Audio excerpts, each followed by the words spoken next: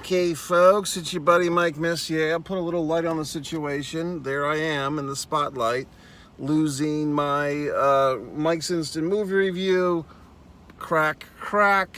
Saw the Barbie movie tonight. Why is this asshole on my asshole? Why is this fuck putting their lights on me? God damn it, people are pains in the fucking ass.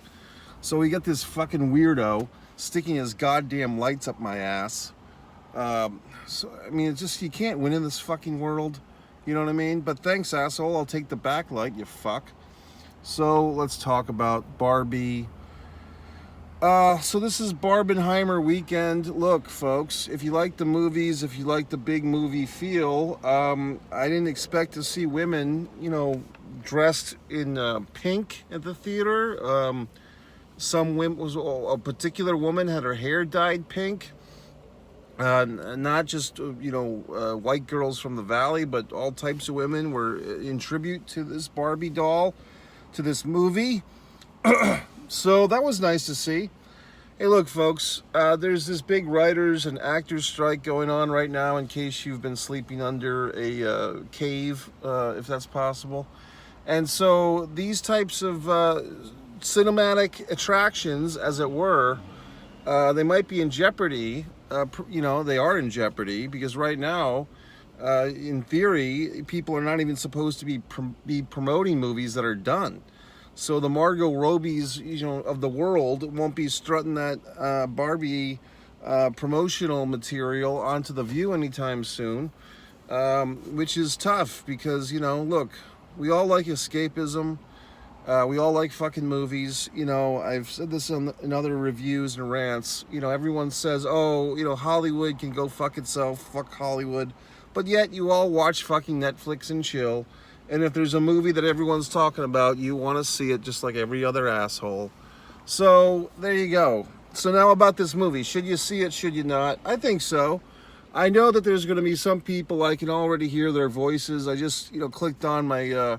the Candace Owens YouTube thing for a moment, and she's already ripping the movie. She didn't even see it, of course.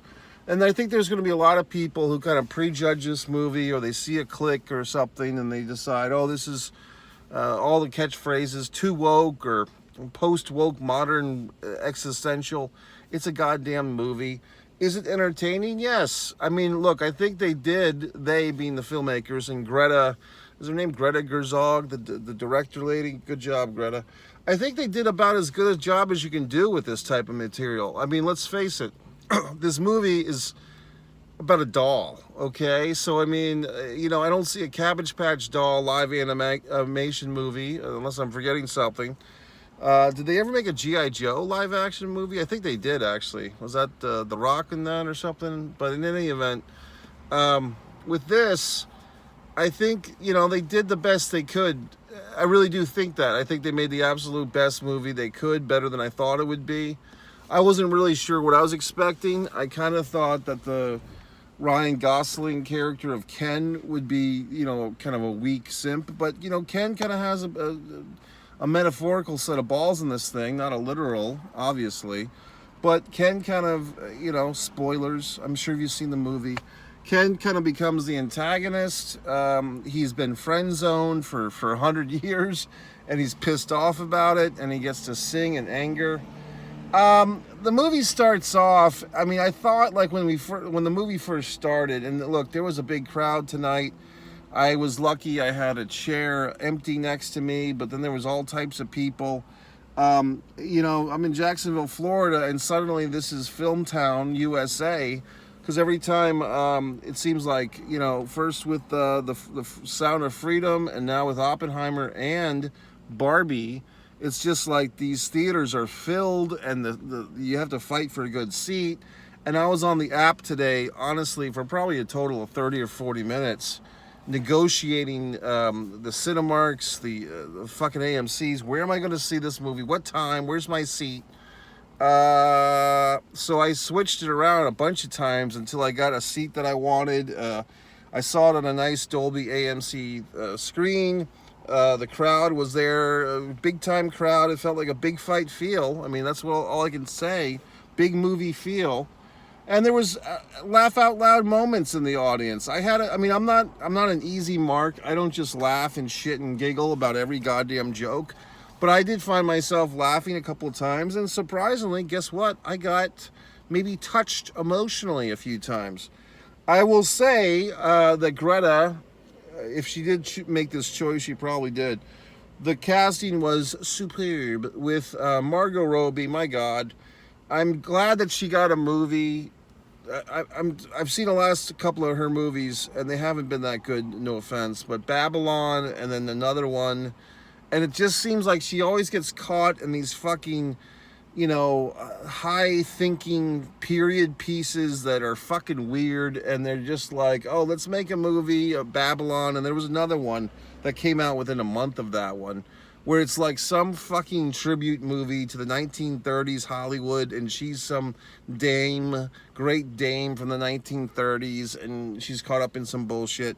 So I think she actually got the vehicle that, this is the Margot Robbie movie we've been waiting for. This is the Margot Robbie movie we needed but didn't know. But yeah, I mean, she gets to show her acting chops. Helen Mirren, who also does the narration at Epcot, the fucking space ride at times, she does the fucking narration for this movie. I thought that might be a little gravy on the fucking extra cheese, because there's also a character, Rhea Perlman does very well, playing the ghost of the real life Ruth lady who invented the Barbie doll. So I know a little bit of this stuff because about maybe, I want to say a month ago, 6 weeks ago, I watched a documentary. Okay, truck man, you can leave now, asshole. I watched a documentary about Barbie and its creation, and the company, the Barbie division of Mattel, I guess, was having this crisis because they've been getting yelled at and hashtagged into oblivion about, Barbie's proportions are fucking not realistic. Granted, she's a doll, hint. But her proportions are not realistic. Neither is fucking He-Man's, by the way. But you don't see me having a goddamn complex about it, okay? So it's like Barbie's, fucking proportions are not proportionate to a real life human.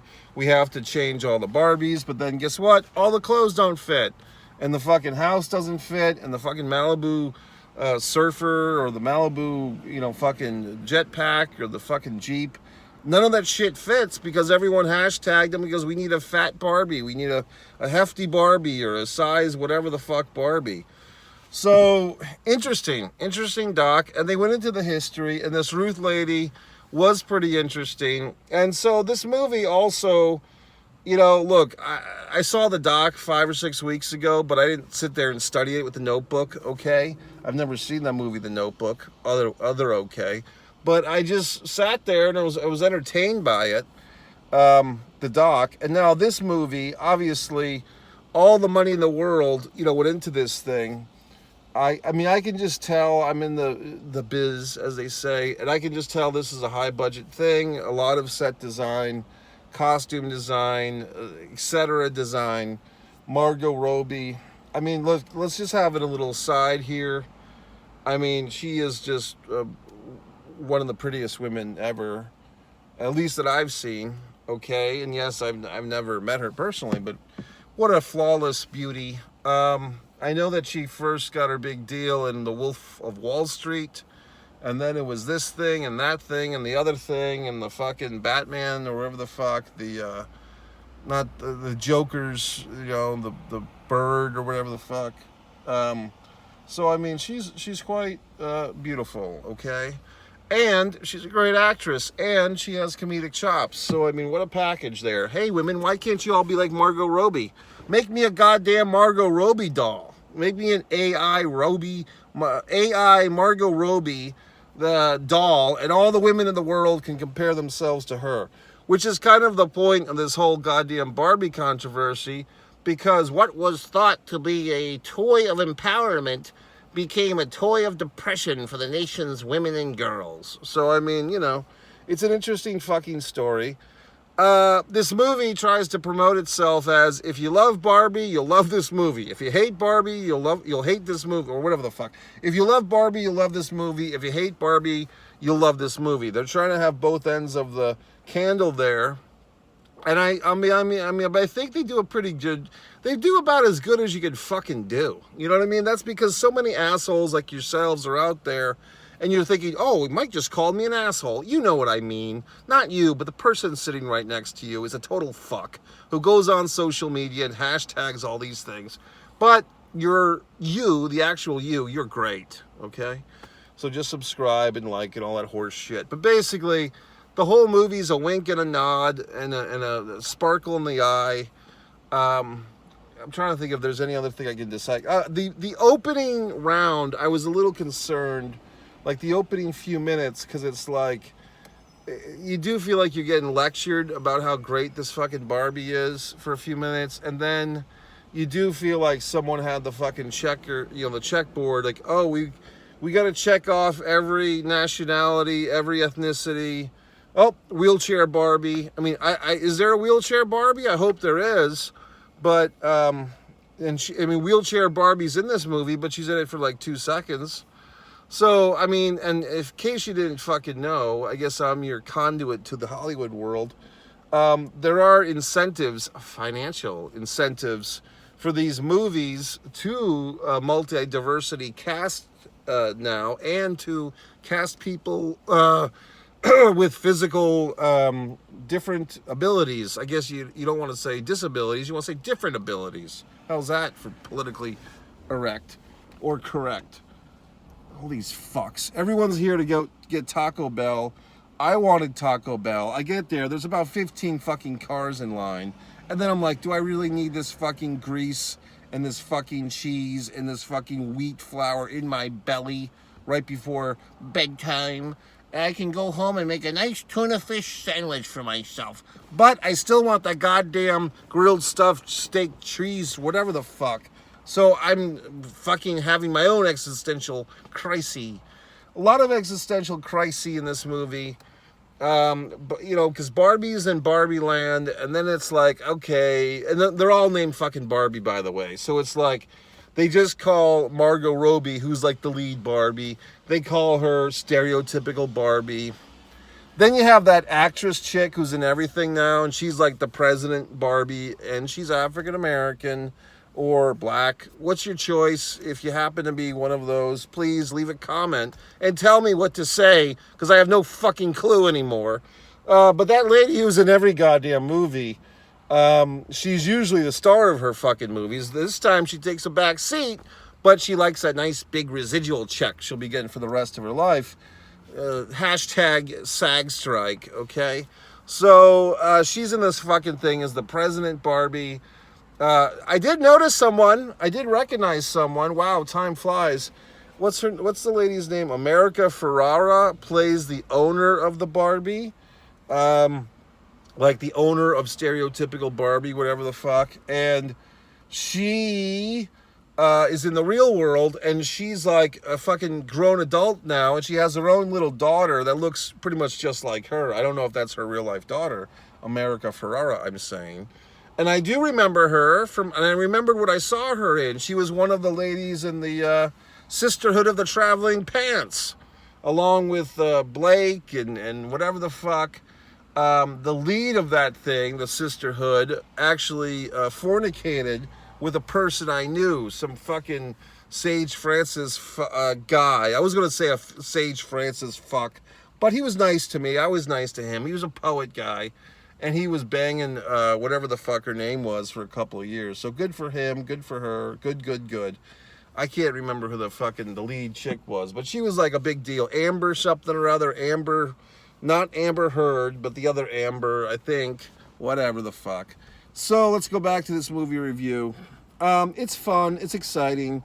It starts off kind of preachy, checking all those boxes, self-aware.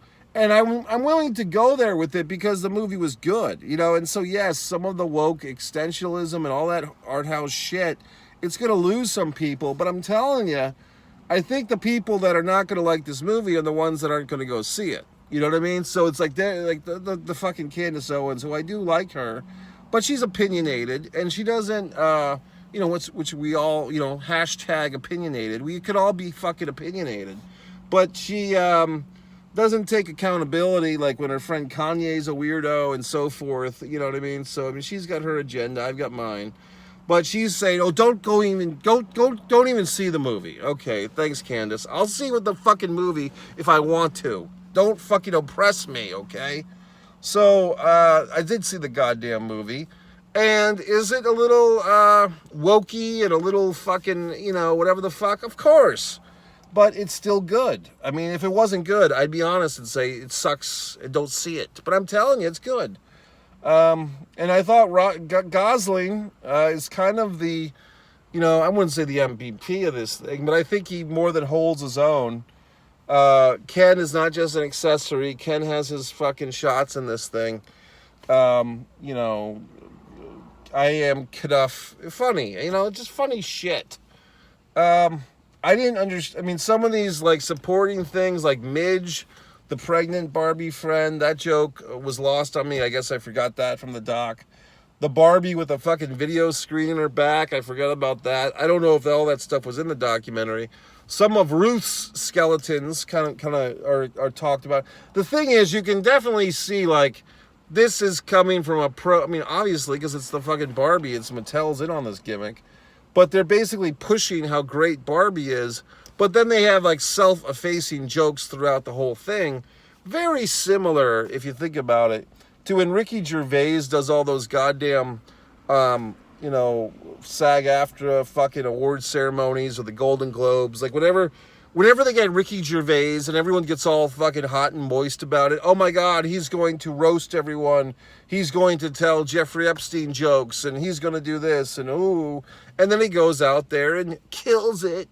The reason everyone gets so hot and bothered, that's just another way to play with our fucking emotions. Basically, it's saying, okay, here's the jester. He's going to roast the kings and the queens in the audience. And that's going to make all the civilians like you and me feel more human to these fucks. And we'll continue to buy movie tickets. So, I mean, when people get their fucking fingers in their crotch about how great Ricky Gervais is and, oh, he's taking down the Hollywood establishment. He's part of the Hollywood establishment, assholes. He invented the goddamn Office, okay?